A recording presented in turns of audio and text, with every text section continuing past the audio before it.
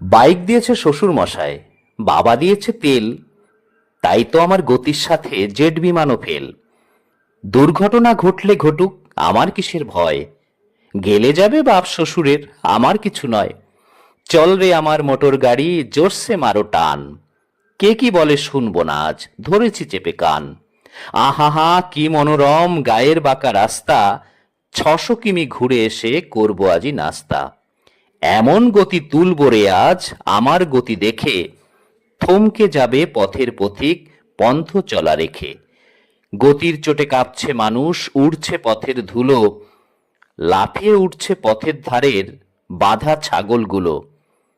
গতি আরো বাড়িয়ে দিলাম, পথটা পেয়ে সরু, হঠাৎ দেখি সামনে আমার বিশাল বড় গরু।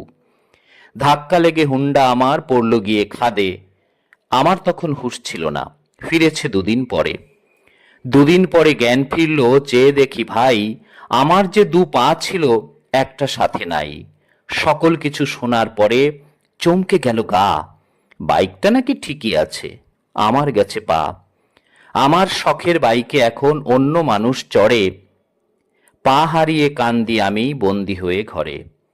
ঘরে বসে ভাবি যদি পাটা পেতাম ফিরে, তিরিং বিরিং ছেড়ে আমি বাইক চালাতাম ধীরে।